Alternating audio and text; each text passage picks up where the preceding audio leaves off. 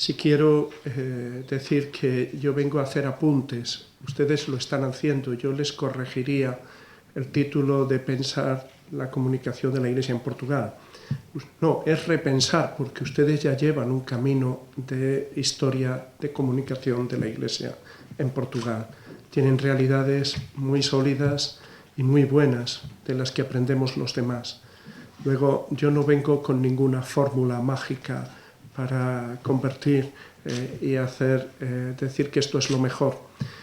Pero sí creo que, y estoy convencido de ello, que tenemos el mandato misional de siempre de Jesús, de anunciar a todas las gentes, pero ha cambiado el escenario. Hasta ahora la Iglesia a lo largo de los siglos ha sabido ser muy activa, muy creativa en llevar el Evangelio a los nuevos escenarios. Con la comunicación nos cuesta más, porque la comunicación que está ligada a las nuevas tecnologías, como ha explicado también el profesor Fernando Hilarco, y un nuevo ambiente, una nueva cultura, un nuevo escenario, y ahí hemos de evangelizar. Pero yo quisiera que esto estuviera claro. Estamos en un nuevo escenario y hay que convertirse. Estoy dando como la entradilla fundamental de lo que voy a decir, por si luego se despistan.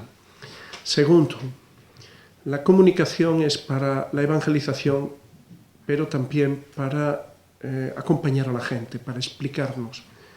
La comunicación es una realidad humana fundamental y está insertada la Iglesia en esta comunicación porque es la comunicación de Dios. No hay comunicación si no sirve para la comunión. Luego, no hay nada más contrario a la comunicación eclesial que la desunión, sea en las diócesis, sea en las parroquias, sea en la Iglesia. Porque cuando hay desunión, cuando no hay unidad, la comunicación agranda la desunión. Cuando hay comunión, la comunicación fortalece la unidad. Luego, en este empeño de la Iglesia en Portugal por un plan de acción comunicativa, tiene que haber un ingrediente indispensable, y es la unidad. Hay otra realidad también que quisiera pedirles en este sentido, y es la de tenemos que buscar un lugar para Dios en los medios. Los medios son exponentes de la cultura de la modernidad donde Dios ha quedado relegado. Es uno de los escenarios que el Papa Benedicto ponía para el sínodo, en el sínodo del 2012. El mundo de la comunicación es un escenario de la evangelización. Y tenemos que inculturar el Evangelio en ese mundo. Ahora, también tenemos que abrir un lugar para los medios en la Iglesia.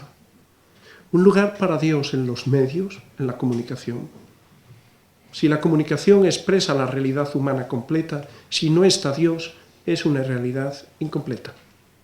Si los medios dicen reflejar la realidad humana, si falta la dimensión religiosa, no es una realidad completa del hombre. No se puede silenciar a Dios en la comunicación, que es uno de los pecados de la comunicación contemporánea, que es una comunicación secularizada. Ahora, también tenemos que hacer una conversión pastoral porque no hemos puesto en marcha de manera suficiente en una pastoral orgánica e integral la presencia de la comunicación en la Iglesia.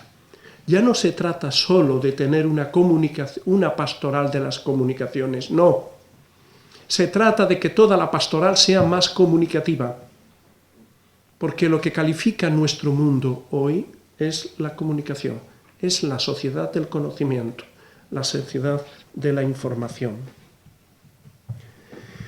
Quiero empezar con estas. Este es un folio que yo tuve la suerte de estar en el cónclave, estaba en el ámbito comunicativo, era portavoz adjunto en lengua española del cónclave. Y tenemos una reunión con el padre Lombardi antes de salir a dar la rueda de prensa. Y nos decía solo un poquito de lo que había ocurrido en las reuniones de los cardenales, las congregaciones generales. En una de esas congregaciones, el cardenal Bergoglio habló a los cardenales. Y le gustó mucho al cardenal Ortega Lamino, cardenal de La Habana. Y le dijo, déjeme, me dejas lo que has dicho, me lo puedes...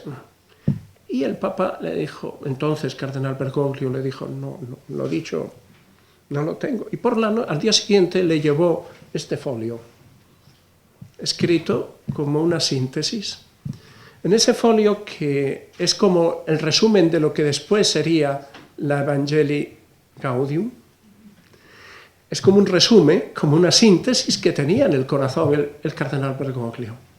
Y partiendo de unas palabras del Papa Pablo VI en la Evangelii Nuntiandi, la dulce y confortadora alegría de evangelizar, el Papa dice, entre otras cosas, evangelizar supone celo apostólico. Evangelizar supone en la Iglesia la valentía de salir de sí misma. La Iglesia está llamada a salir de sí misma e ir hacia las periferias, no solo las geográficas, sino también las periferias existenciales, las del misterio del pecado, las del dolor, las de la injusticia, las de la ignorancia, las del olvido de Dios, las del pensamiento, las de toda miseria, y también las periferias de la comunicación. Entonces, es con este estilo como hemos de ser una iglesia en salida. O sea, la comunicación no sirve para una iglesia encerrada en sí misma. Esto luego se lo dejo y ustedes se lo piden a Paulo, pueden copiarlo, ¿no? Tiene una iglesia en salida, o sea, una iglesia que va en búsqueda del hombre y una iglesia que quiere relacionarse con el hombre. Y hoy, este id de Jesús, están presentes los escenarios y los desafíos de siempre nuevo de la misión evangelizadora. Luego, queremos aprender a comunicar bien y mejor porque tenemos la misión de evangelizar. Y hoy, en este nuevo contexto, tenemos que ver que hoy el impacto de los medios, como decía el Papa Benedicto, en la comunicación social, en la vida del hombre contemporáneo, plantea, por tanto, interrogantes ineludibles en la búsqueda y presentación de la verdad sobre el hombre, que es la vocación más grande de la comunicación. La Iglesia quiere comunicar porque tiene un mensaje que es una persona, que es Jesucristo. Y la Iglesia quiere comunicar a la medida del hombre. Quiere hacer una comunicación humana. ¿Qué ocurre? Que no toda comunicación es una comunicación humana. Y tenemos que pasar de una comunicación instrumental, un micrófono para llegar a más gente de manera más eficaz, a comunicar ya no es solo algo instrumental, sino que es cultural. Tengo que meter el Evangelio en esta comunicación moderna, lo que nos ha hablado el profesor Fernando Hilarco. O sea, en los lenguajes, en los comportamientos, en la manera de entender del oyente, del hombre y de la mujer de hoy, que está en la red, es un hombre digital y una mujer digital. Luego, esos son los destinatarios, y esto tengo yo por eso que hacer toda pastoral más comunicativa. Y luego, cada aparición de nuevas tecnologías cambia a las personas. Cuando apareció la escritura, perdimos memoria. El primer pueblo que yo estuve de sacerdote, una mujer anciana, se sabía la pasión en forma de verso. Era la última ya de una historia. Es decir, hoy no tenemos memoria. Hoy preguntas a un estudiante de periodismo, le enseñas y le dices, tienes que estar documentado, tienes que tener un archivo, tienes que tener... Dice, no, si tengo Google, ya no necesito. Es decir, hemos perdido la memoria. Hemos perdido, y con la aparición de las nuevas tecnologías también cambia nuestra forma. Hoy le dejas un folio en blanco a un joven y un bolígrafo y no sabe escribir. Necesita un teclado. Necesita la intertextualidad. Cambiamos, nos vamos, no hacemos una línea de relato. Nos ha cambiado. La gente no aguanta un discurso largo. Va como con efectos espasmódicos, como en un telediario. Pasamos de la temporada turística a un atentado en Bagdad, a la llegada de los refugiados, a cómo está la bolsa. Es decir, vamos haciendo trozos del acceso a una realidad. Esto, nada de lo que el hombre de hoy piensa, dice y hace es ajeno a los medios. Y la Iglesia no solo se sentiría culpable delante de su Señor si no utilizara estos medios, sino pero a la vez comprende que para realizar el mandato de Jesús no basta solo con usarlos, fuera la concepción instrumental. No porque tenga yo mejores altavoces en mi parroquia, no porque tenga yo una radio simplemente puedo llegar a comunicar. Tengo que aprender los lenguajes, tengo que integrar el mensaje cristiano en esa nueva cultura. Y traigo esta escultura, que es el pináculo de una catedral, y es Cristo acompañado del hombre. La evangelización solo es posible si acoge lo que cada cultura aporta, y la nuestra está aportando la cultura del mundo de la comunicación. Por eso, el Papa Juan Pablo II, San Juan Pablo II, la Redemptoris Missio, nos dice: el trabajo en estos medios no tiene solamente el objetivo de multiplicar el anuncio. Yo puedo coger y meter una encíclica en un periódico, extenderla a todos los lectores de un país, pero si yo no la he explicado, si no he utilizado la mediación de los periodistas, de los líderes de opinión, cuando llegue ese periódico al destinatario, va a sacar la encíclica y la va a tirar a la papelera. Como yo tiro cada viernes en Madrid el suplemento de venta de pisos o de casas, no me interesa, y lo tiro. Entonces, no basta con multiplicar el anuncio, no basta. Se trata de un hecho más profundo, dice el Papa, porque la evangelización misma de la cultura moderna depende en gran parte de su influjo.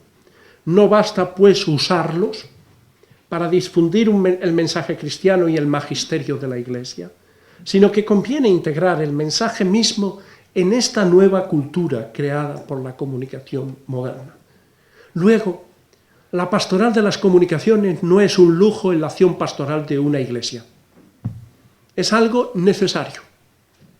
No basta con ser profetas. Hay que preguntarse si mi mensaje es eficaz. Si yo estoy hablando la lengua que me entienda la gente. Si estoy entrando en los códigos de descodificación, en los sentimientos de la gente.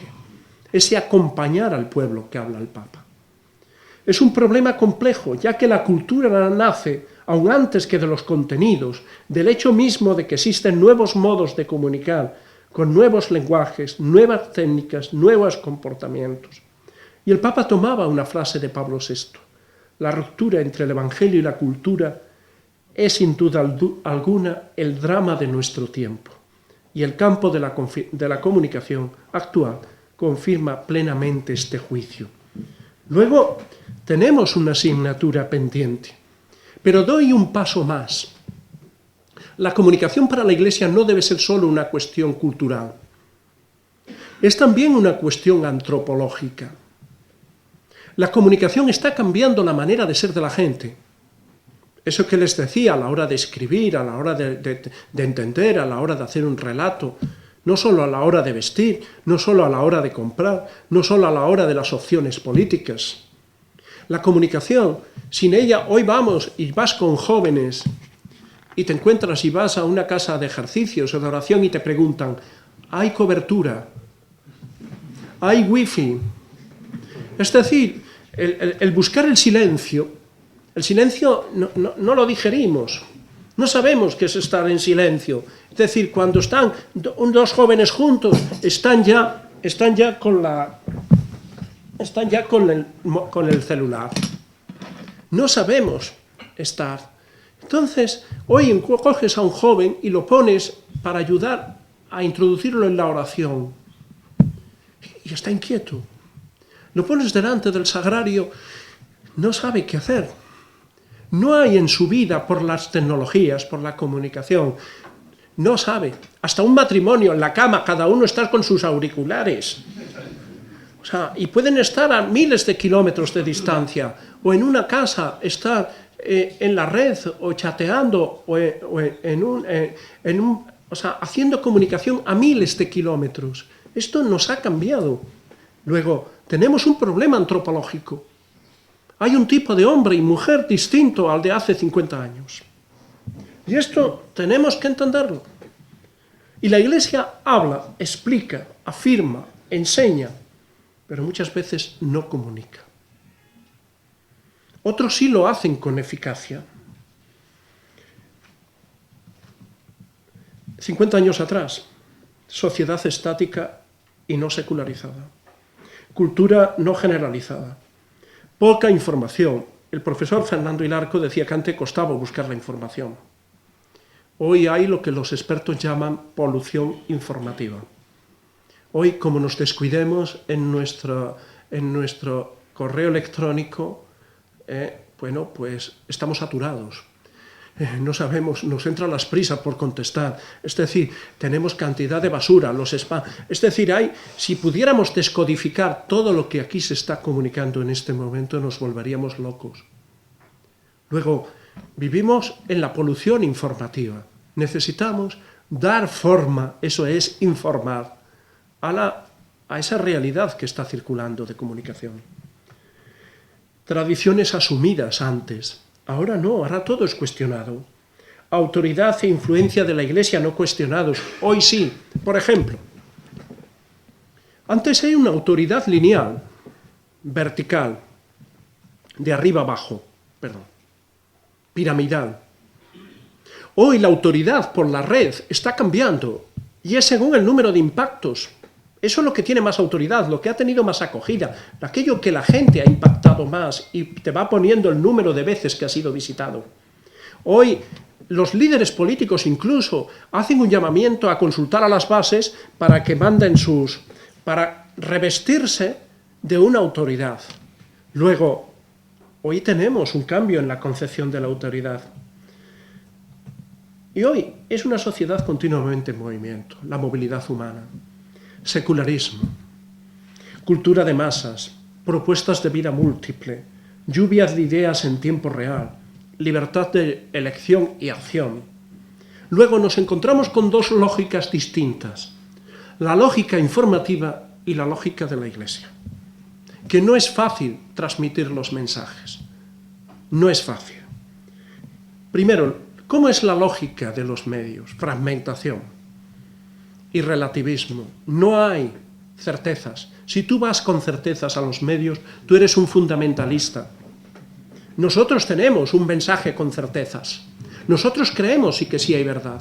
Hoy, ¿cómo son las tertulias de la radio y la televisión? Todo el mundo opina y no se saca una conclusión. No es una comunicación ilustrada de formar, informar y entretener. Hoy todo es caos. ¿Por qué es caos el propio hombre? Segundo, la Iglesia tiene un sentido integral de la comunicación, certezas, verdades. La Iglesia, los medios, interés economicista, pérdida del sentido social y servicio público de los medios, industria cultural mediática. Hoy un programa que no tenga determinada audiencia no sirve. Al día siguiente, fuera. Cada mañana recibe los responsables de la televisión cómo ha ido la audiencia del día anterior y no dejan un programa o un espacio que no consiga unos ares de audiencia que se transforme después y sea canjeable en publicidad. Luego, es un sentido economicista. Digo esto y hago una broma. Cuando decía el padre Antonio Rego, que es un gran maestro, decía que las misas con obispos son misas de alto riesgo. Aparte que decía que no añade nada un gorro, una mitra a una misa, bueno, pues son de alto riesgo, porque el obispo se explaya en la homilía. Y claro, la televisión y los responsables de la televisión tienen que pagar satélite de conexión. Y eso cuesta muy caro. O se comen los anuncios que vienen a continuación, que la empresa tiene que devolver el dinero a los anunciantes. Luego, unos minutos de más de autoridad de un obispo son muy caros. Luego, no se han hecho a las reglas de la comunicación, como veis. Luego, y entonces nosotros tenemos mensajes de ideas. Después, los medios, lenguajes sintéticos y adecuados a los soportes y géneros mediáticos. La Iglesia, contagio de lenguajes catequético, litúrgico, para iniciados. Por ejemplo, a veces el obispo, el sacerdote, o a veces, cuando hablan en los medios, es como si dieran una homilía. No es lo mismo. Tiene que decir, hay que preguntar, ¿cuánto tiempo tengo? 2 minutos. Sí, pues en 2 minutos hay que decir lo más importante. e incluso repetirlo 5 veces. Entonces, ¿por qué? Porque cuesta dinero, porque es una máquina como el taxis de chin, chin, chin, chin, chin, chin, y entonces no puedes desperdiciar. Y porque el receptor solo tiene un tiempo, y cuando no, tiene una cosa que le da un mando a distancia y se va a otro lado, o cambia. Y adiós, goodbye. Después, clave política, los medios.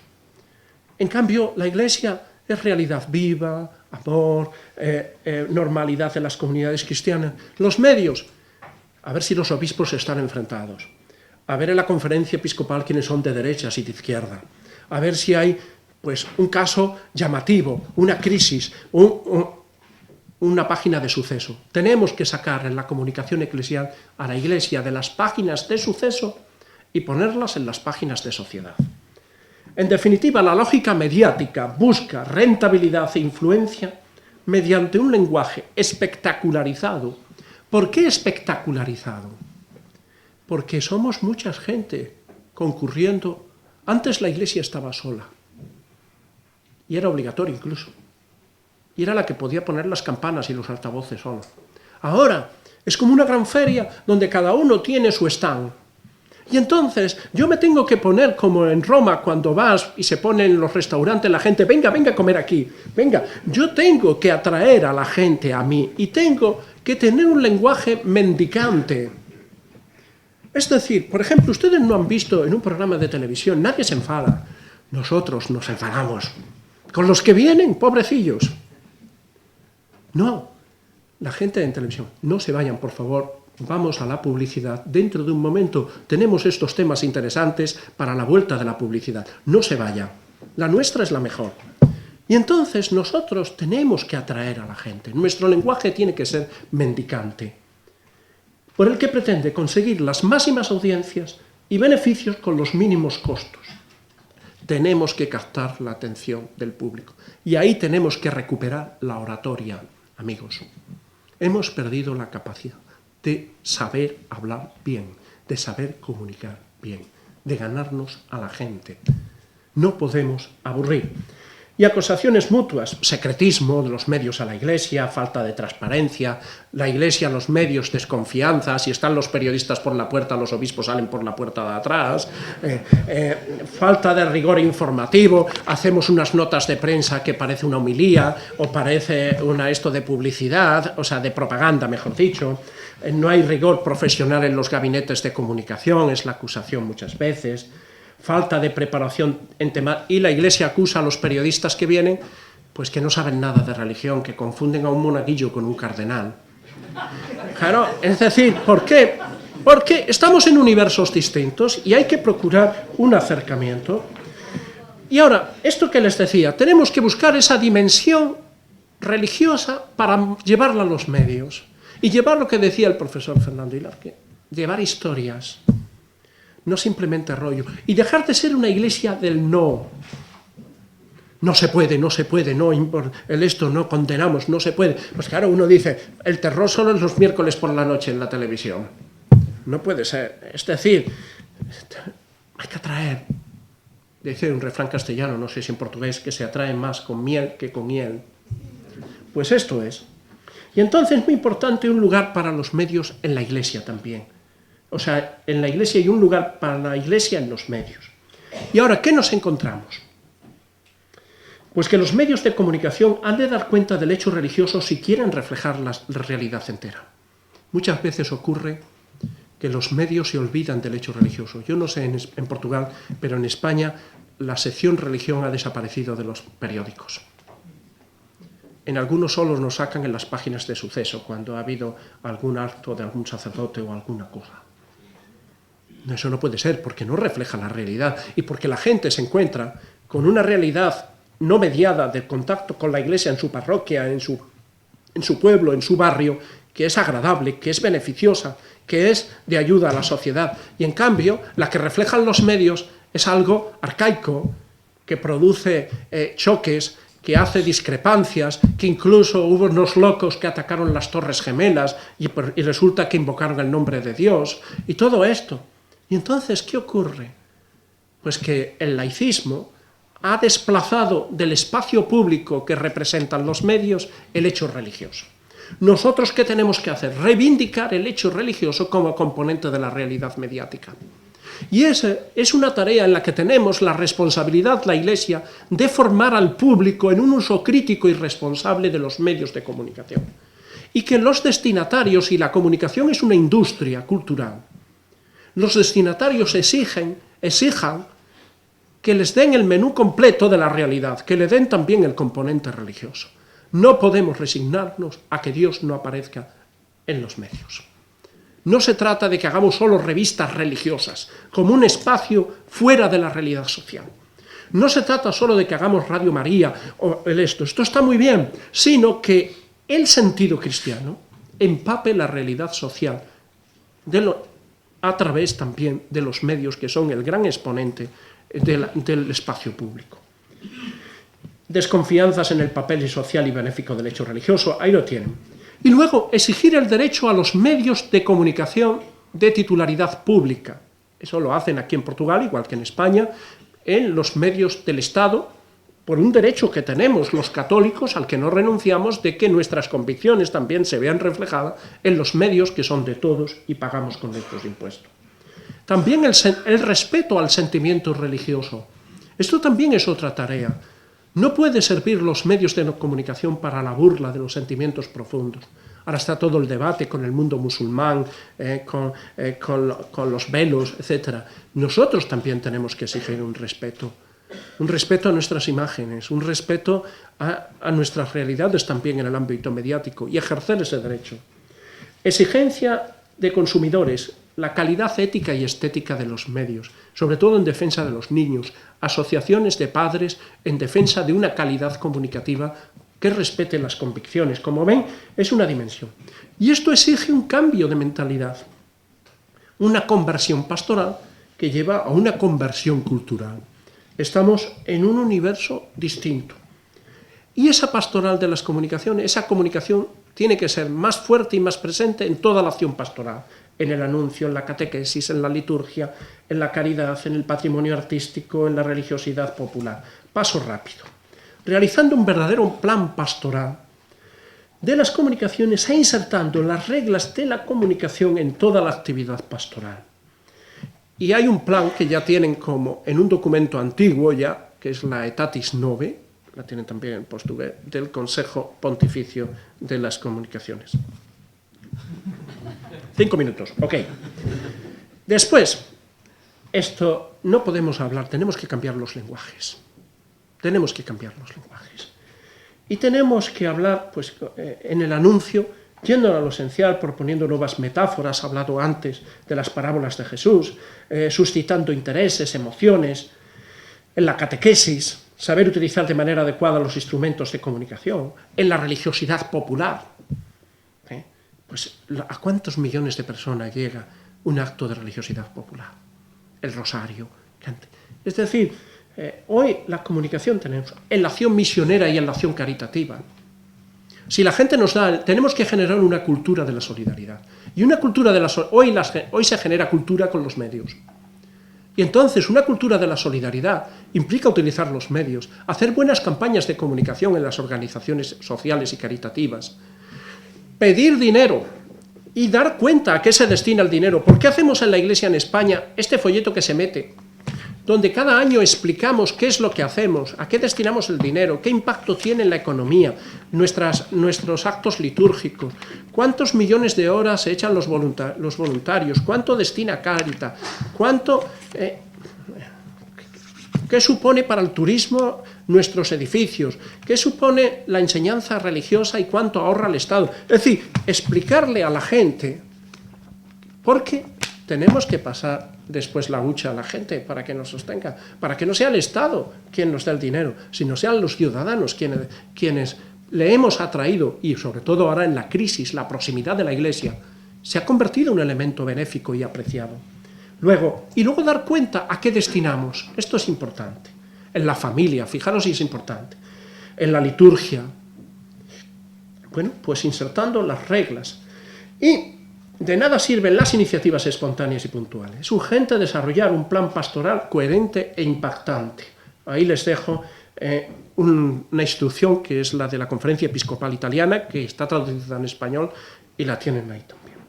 Un plan pastoral para las comunicaciones sociales insertado en una pastoral integral, pensada a partir de lo que la cultura mediática es y suscita en las conciencias y en la sociedad.